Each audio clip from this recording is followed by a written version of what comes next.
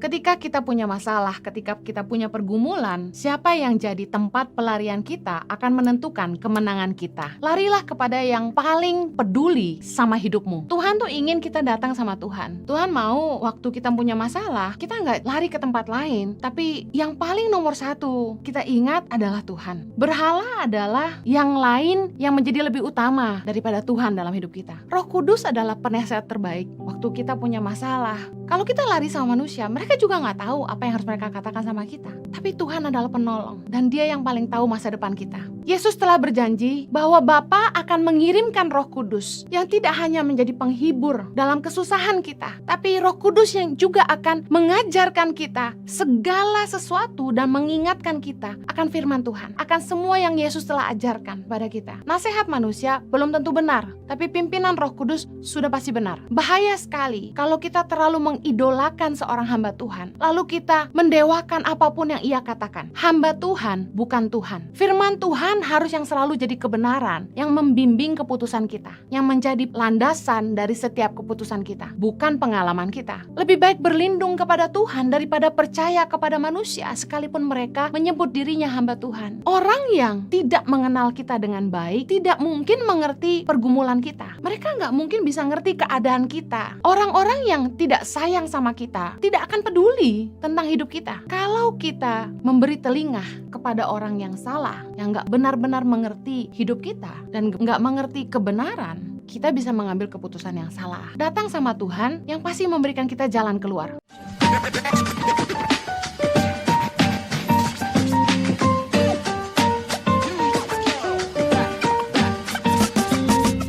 Halo, apa kabar? Salam damai sejahtera bagi kita semua. Senang sekali saya bisa kembali melayani.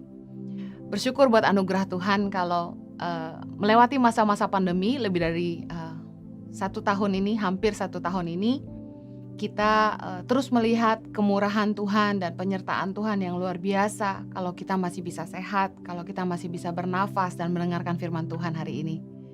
Hari ini saya akan menyampaikan firman Tuhan dengan judul Curhat Tidak Menyelesaikan Masalah.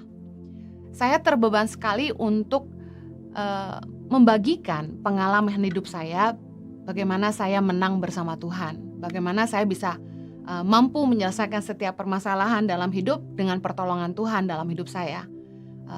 Begitu banyak DM yang masuk, begitu banyak curhatan yang masuk ke email maupun ke WhatsApp saya, membuat saya berpikir, begitu banyak orang yang menghadapi begitu banyak pergumulan dalam hidup mereka dan mereka nggak tahu bagaimana menghadapinya. Dan saya ingin share hari ini bagaimana Tuhan mengajar saya menang dalam setiap peperangan. Saya akan memulai dengan membagikan tentang ilmu menghadapi pergumulan. Poin yang pertama, siapa yang menjadi pelarianmu menentukan kemenanganmu. Ketika kita punya masalah, ketika kita punya pergumulan, siapa yang jadi tempat pelarian kita akan menentukan kemenangan kita. Larilah kepada yang paling peduli sama hidupmu. Matius 11 ayat 28, Yesus berkata, "Marilah kepadaku semua yang letih lesu dan berbeban berat. Aku akan memberi kelegaan kepadamu." Yesus berkata kepada kita di dalam firman-Nya, marilah datang kepada Yesus semua yang letih lesu dan berbeban berat. Yesus berjanji akan memberikan kelegaan kepada kita. Jadi kita tahu bahwa ada satu undangan nih Yesus sudah pernah berikan. Ketika kita punya masalah, harusnya kita datang kepada Tuhan. Yohanes 11 ayat 1 bilang, "Janganlah gelisah hatimu, percayalah kepada Allah, percayalah juga kepadaku." Lagi-lagi Yesus berkata, ketika hati kita gelisah, kita harus belajar mempercayai Allah dengan masalah kita. Saya bersyukur di dalam hidup ini, Tuhan itu selalu membimbing hidup saya. Ketika saya besar sendiri tanpa orang tua, saya mau lari kemana? Kalau anak kecil digangguin sama temannya, mereka akan bilang gini, "Gue bilangin bapak gue loh ya. Aku laporin sama ibuku." Tapi saya mau lari kemana? Jadi dari kecil saya sudah terlatih untuk bisa menghadapi masalah saya dalam kesendirian. Tidak terhitung berapa kali saya duduk di sudut dalam kegelapan, menangis sendirian dan mencari pertolongan. Akhirnya Tuhan melatih saya untuk selalu datang kepada Tuhan setiap kali saya butuh pertolongan. Beberapa pengalaman yang kurang bagus juga mendidik saya untuk datang kepada Tuhan. Ketika saya bercerita kepada hamba Tuhan dan ternyata apa yang saya ceritakan malah dibeberkan. Ketika saya cerita sama teman baik, malah teman baik saya menceritakannya kepada orang lain. Jadi saya banyak belajar bahwa di dalam hidup ini Tuhan tuh ingin kita datang sama Tuhan. Tuhan mau waktu kita punya masalah, kita nggak lari ke tempat lain. Tapi yang paling nomor satu kita ingat adalah Tuhan. Berhala adalah yang lain yang menjadi lebih utama daripada Tuhan dalam hidup kita. Kak Heni gimana caranya? Bu Heni gimana caranya datang sama Tuhan dengan persoalan? Kan kita nggak bisa dengar Tuhan. Mari saya ingin share pengalaman saya. Roh Kudus adalah penasehat terbaik. Mazmur 16 ayat 7. Aku memuji Tuhan yang telah memberi nasihat kepadaku. Pada waktu malam, hati nuraniku mengajari aku. Saya pernah share tentang 9 cara mendengar suara Tuhan. Ada bukunya juga. Bagaimana Tuhan itu bisa berbicara kepada kita melalui hati nurani. Mazmur 16 ayat 7, Daud juga mengalami yang sama. Dia bilang, aku memuji Tuhan yang telah memberi nasihat kepadaku. Ya, pada waktu malam hati nuraniku mengajari aku. Suatu malam, saya masih ingat hari ini, saya rebah di tempat tidur sambil menemani anak-anak saya yang masih kecil. Di tengah kegelapan, karena kalau kami tidur lampu selalu dimatikan semuanya. Dan saya masih bisa melihat dalam kegelapan langit-langit rumah karena warnanya putih. Dan saya bilang sama Tuhan begini, Bapak, apa yang saya harus lakukan untuk memberi makan ribuan anak di Indonesia? Dan malam itu, suara hati nurani saya yang saya percaya itu suara Roh Kudus berkata begini, kata-kata inspirasi. Kata-kata inspirasi, jelas sekali. Saya bingung, maksudnya apa Tuhan? Saya harus bikin apa? Tiba-tiba Tuhan taruh hikmat di hati saya untuk membuat merchandise tangan pengharapan. Itulah kali pertama Tuhan ngajarin saya untuk bikin kaos yang kemudian oleh atas bantuan kakak kandung saya sendiri, saya diberi ide untuk menamakannya dengan merek Positif by YTP. Seperti yang saya kenakan hari ini. Inspirasi yang Tuhan berikan adalah saya harus menciptakan produk-produk kaos tangan pengharapan dengan merek Positif by YTP yang kata-katanya harus bisa menginspirasi orang lain. Kata-kata yang positif, kata-kata yang membangun iman orang, membuat orang berpikir untuk hidup lebih baik. Kata-kata yang menginspirasi. Mulailah saya membuat kaos dengan 10 desain awalnya. Awalnya penjualannya berat, sulit menemukan vendor yang bagus, dan akhirnya Tuhan buka jalan terus sampai dengan hari ini. Saya bersyukur kalau kualitas Positif by YTP semakin baik, semakin hari, semakin bervariasi dengan model yang lebih menarik. Dan saya bersyukur sama Tuhan, saya yang gak pernah sekolah fashion designer, dapat hikmat dari Tuhan untuk mengerjakan semua yang hari ini Tuhan percayakan. Roh Kudus adalah penasehat terbaik waktu kita punya masalah. Kalau kita lari sama manusia, mereka juga gak tahu apa yang harus mereka katakan sama kita. Tapi Tuhan adalah penolong, dan Dia yang paling tahu masa depan kita. Hari ini Positif by YTP sudah jalan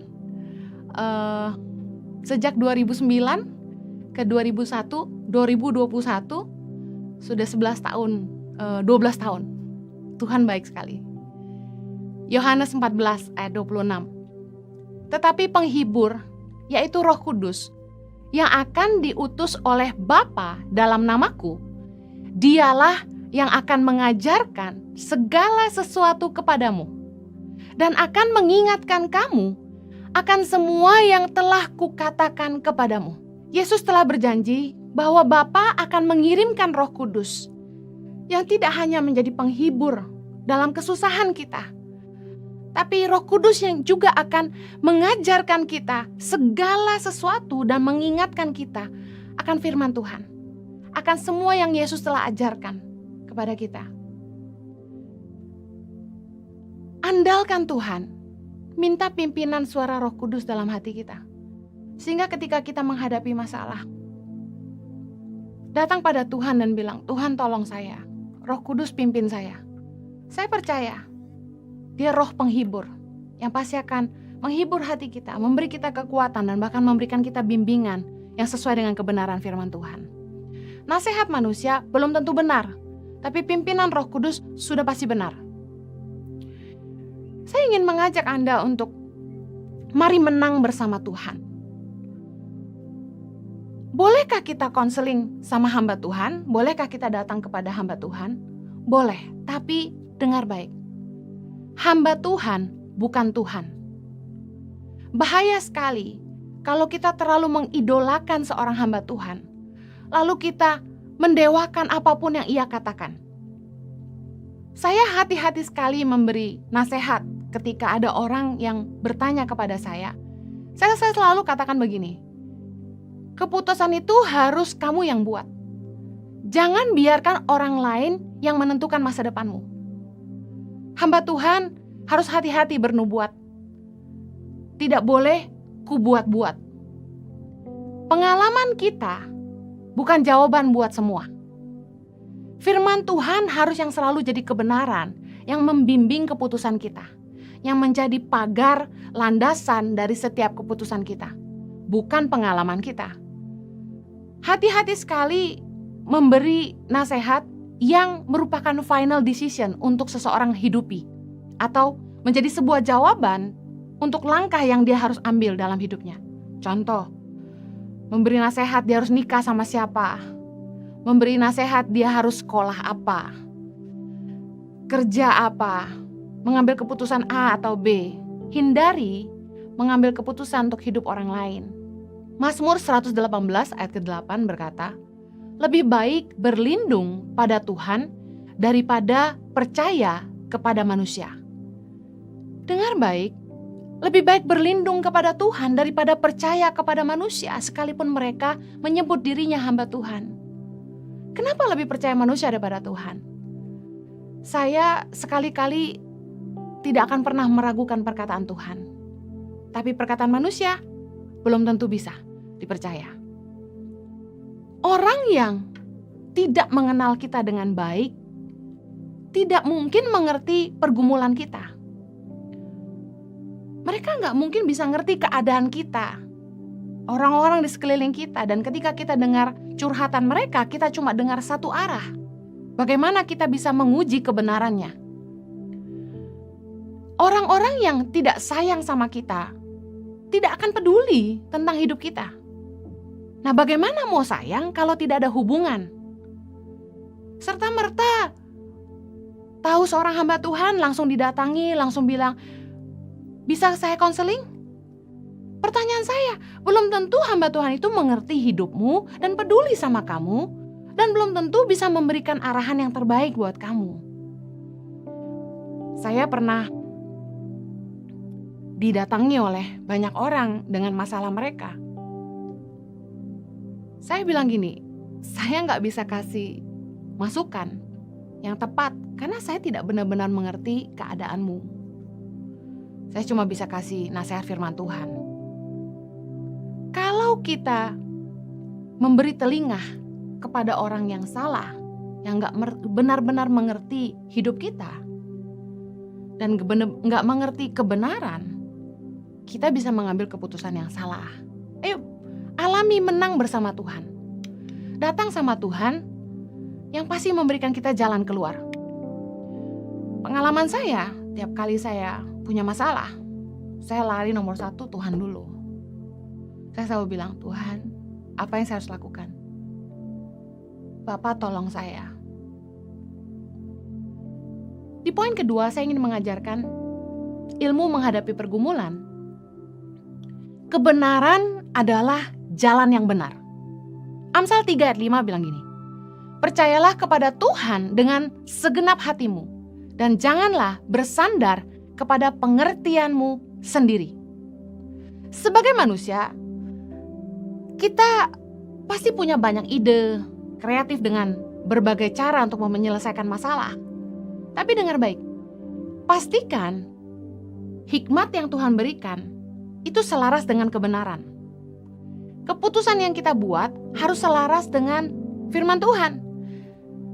Jangan hanya bersandar kepada pengertian kita sendiri, tapi percayalah kepada kebenaran Tuhan.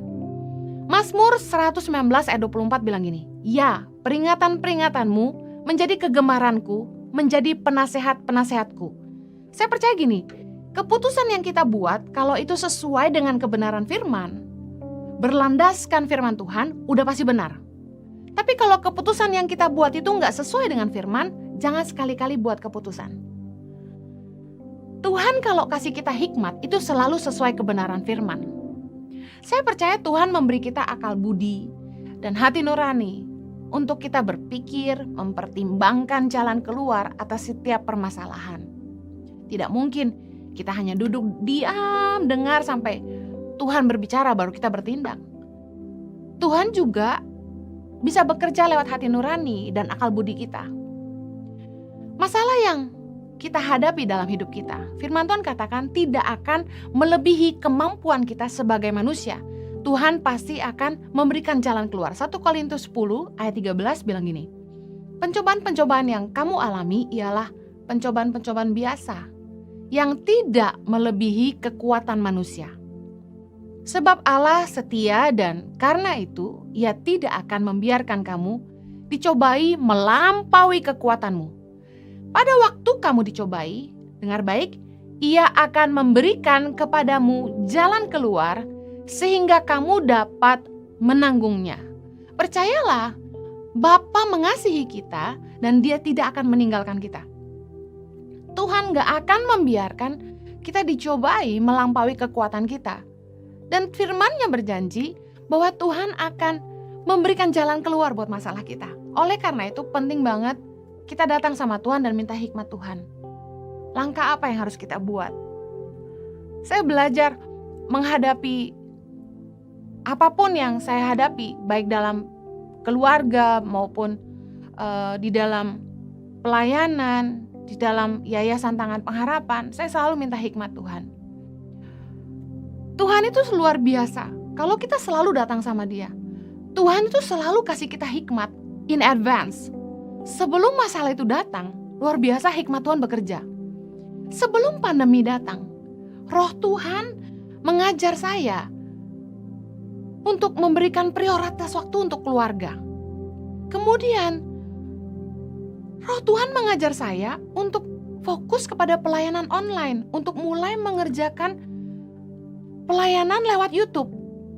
Kemudian saya taat dan memulai itu di Mei 2019. Dan kemudian Tuhan taruh lagi di hati saya untuk membuat gereja online sebelum pandemi datang. Luar biasa Tuhan. Sebelum masalah itu menghantam, sebelum pandemi datang, Tuhan sudah mempersiapkan saya. Kalau kita terbiasa mengandalkan Tuhan, dan kita selalu berpegang kepada kebenaran firman Tuhan, pimpinan Tuhan tuh luar biasa. Kalau kita menghadapi masalah, jangan pakai pengertian sendiri yang berlawanan dengan kebenaran firman. Apalagi sampai merugikan orang lain, mencelakakan orang lain, atau menjatuhkan orang lain. Saya yakin hikmat yang dari Tuhan ketika kita harus menghadapi masalah apapun, pasti hikmatnya itu sesuai dengan kebenaran firman. Firman Tuhan harus selalu jadi landasan dalam setiap pertimbangan hati kita, bukan pengalaman kita. Firman Tuhan harus selalu jadi acuan dalam setiap keputusan. Apa kata firman? Tahukah Anda Alkitab itu kaya dengan segala masalah kehidupan? Alkitab itu manual book untuk kehidupan kita. Seperti barang kalau sudah tidak berfungsi, kita biasanya langsung baca manual booknya. Sama dengan hidup kita. Firman Tuhan adalah pegangan, landasan. Punya masalah apa? Aduh, saya tuh kalau sudah dikasih hikmat sama Roh Kudus untuk nyampein khotbah apa, heran saya. Ada aja ayatnya. Sampai saya geleng-geleng.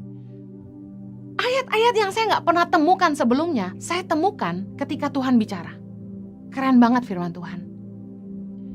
Boleh nggak kita minta nasihat dari orang lain? Boleh. Kita boleh minta nasihat dari orang-orang benar yang mengerti keadaan kita, sungguh-sungguh mengenal kita, mengasihi kita, dan peduli sama hidup kita.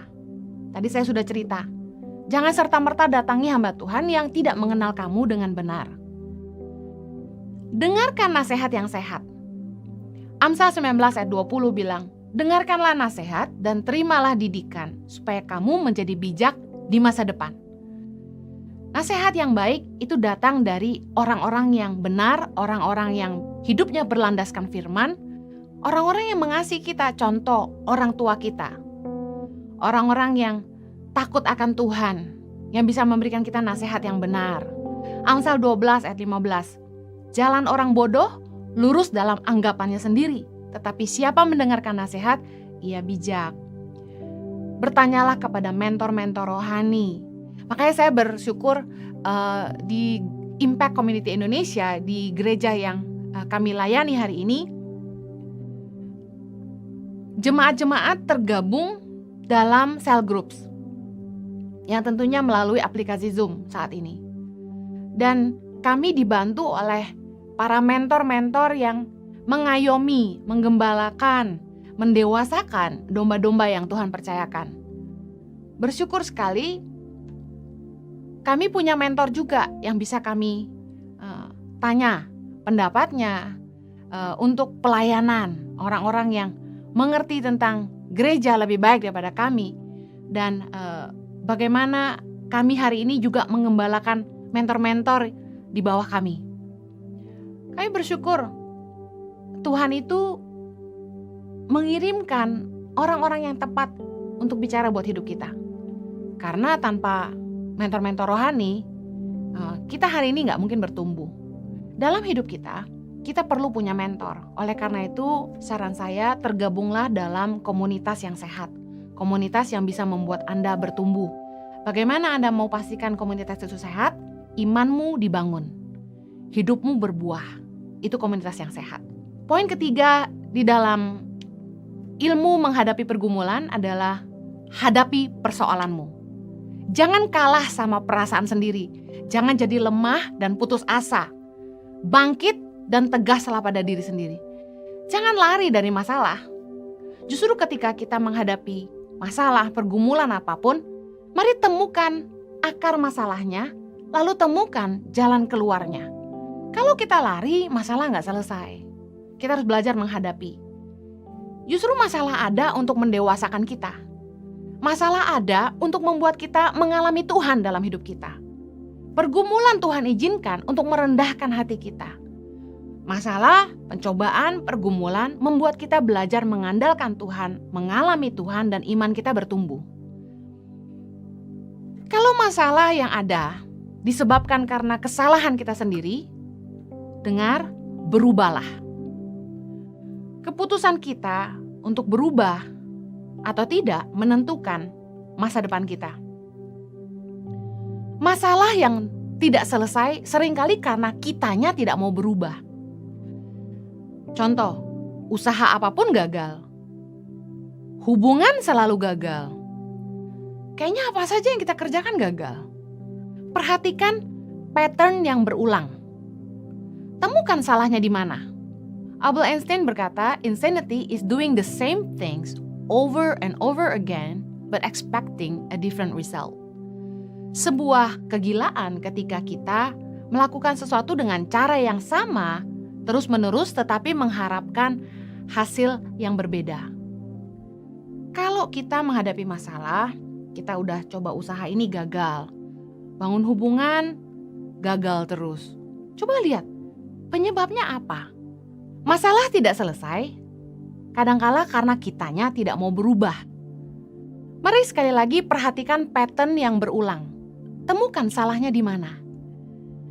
Contoh, kenapa selalu berhutang? Karena gaya hidup yang tidak bijaksana, kebiasaan menggesek kartu kredit sampai over limit terus. Gaya hidup yang tidak bijaksana dan kebiasaan menggunakan kartu kredit yang banyak, yang membuat kita selalu berhutang, uang selalu kurang. Ini pattern yang terus berulang.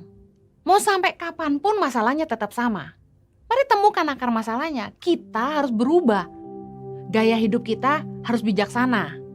Berhenti pakai kartu kredit. Kalau perlu, tutup semua kartu kredit. Bekerjalah giat, lunasi hutang kartu kreditmu, lalu tutup semuanya. Belajar mengelola keuangan dengan baik. Belajar berkata cukup. Berhenti belanja.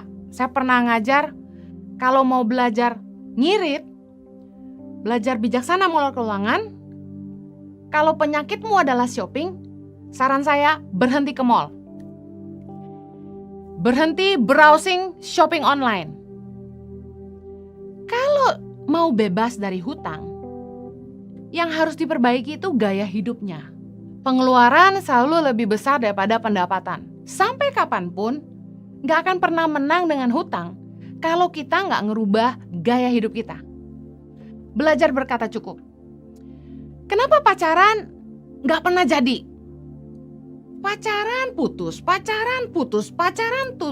Tahu-tahu, udah umur 40. Coba perhatikan pattern yang sama yang terus berulang di mana? Oh, kalau cari pacar selalu maunya yang fisiknya cantik. Harus daun muda. Gak mau yang umurnya deket-deket. Soalnya udah umur 40, masa mau cari yang umur 35? Gak mau dong. Carinya yang selalu lebih muda. Nah, patternnya berulang.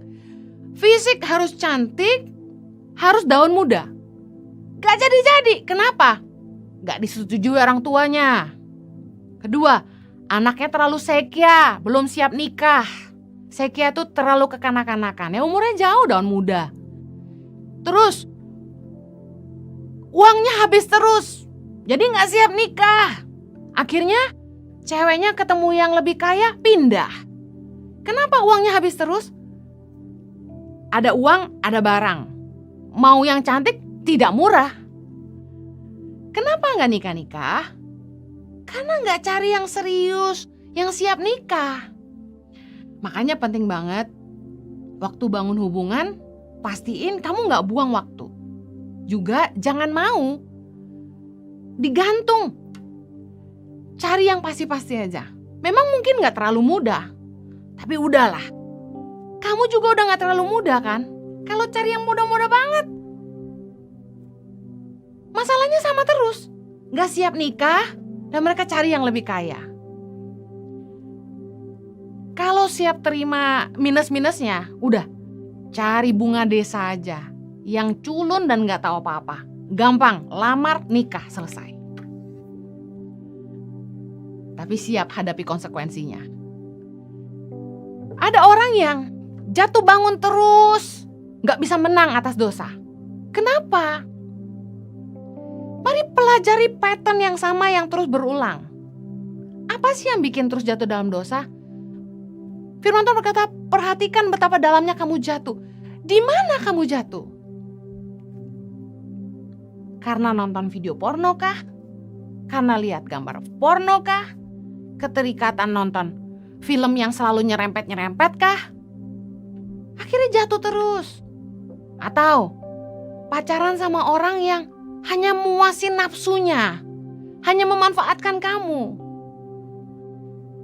Kita kalau mau menang atas dosa, kita harus cari akar masalahnya di mana. Keputusan untuk hidup kudus itu gak bisa satu orang, dua-dua.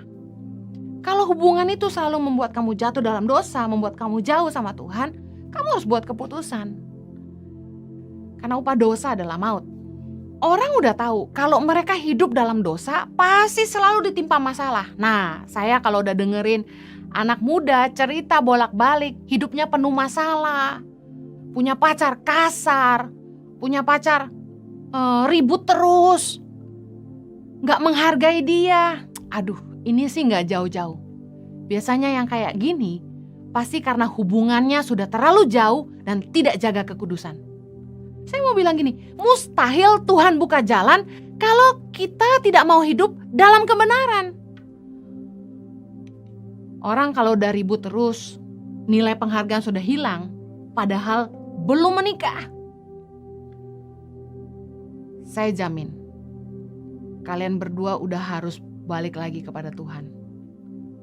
Mulai jaga hidup dalam kekudusan. Kita gak mungkin minta Tuhan tolong kita kalau kita sendiri gak mau hidup dalam kebenaran. Saya mau tutup dengan kunci menang atas dosa. Ini pesan khususnya buat anak-anak muda. Jangan sok kuat, jangan mencobai Tuhan, jauhi medan dosa. 1 Korintus 10 ayat 12 bilang, sebab itu siapa yang menyangka bahwa ia teguh berdiri, hati-hatilah supaya ia jangan jatuh. Kamu bukan pahlawan iman yang kuat menghadapi dosa. Kamu butuh Tuhan, dan kamu tidak boleh mencobai Tuhan. Jauhi medan dosa. Mau hamba Tuhan, mau orang beriman, mau orang tahu firman Tuhan. Kalau dekat-dekat sama dosa, pasti jatuh juga. Kalau kamu punya masalah, jangan lari kepada teman-teman yang tidak ngerti kebenaran, yang memberikan nasihat yang salah. Kalau dalam pernikahan, Anda mengalami masalah dengan pasangan, jangan lari ke pacar lama. Jangan mencobai Tuhan, jangan membuat dirimu jatuh. Yang terakhir, keputusan untuk berhenti berbuat dosa harus lahir dari hati kita. Kalau kita mau Tuhan tolong kita dalam pergumulan kita, pastikan kita buat keputusan yang benar. Kita harus keluar dari dosa kita. Kita harus pilih Tuhan. Kita harus bisa mengalahkan nafsu kita sendiri. Mau didoakan seperti apapun, mau dipuasain selama apapun, kalau keputusan itu gak lahir dari hati kita gak akan bisa menang dari dosa. Yesaya 1 ayat 16 bilang gini, basuhlah, bersihkanlah dirimu, jauhkanlah perbuatan-perbuatanmu yang jahat dari depan mataku, berhentilah berbuat jahat. Kenapa hidupmu banyak masalah? Coba uji lagi. Biasanya pencobaan itu Tuhan izinkan terjadi dalam hidup kita untuk merendahkan hati kita dan supaya kita mengenali hati kita sendiri. Ayo berbalik kepada Tuhan. Cepat-cepatlah belajar rendah hati. Saya berdoa supaya Anda menang atas pergumulan. Ada masalah apapun dalam hidupmu, datanglah nomor 1 kepada Tuhan. Jangan mendewakan hamba Tuhan. Minta hikmat dari Roh Kudus untuk mengerti apakah keputusan yang kita ambil adalah tepat dengan mengujinya sesuai dengan firman Tuhan. Hikmat yang dari Tuhan pasti selaras dengan firman Tuhan. Yang terakhir, perhatikan akar masalahnya. Hadapi dosa, hadapi masalah, selesaikan itu di hadapan Tuhan. Berubahlah, bertobatlah dari jalan-jalan kita yang salah. Saya berdoa Anda menang dalam setiap pergumulanmu dan Tuhan menyertaimu. Tuhan memberkati.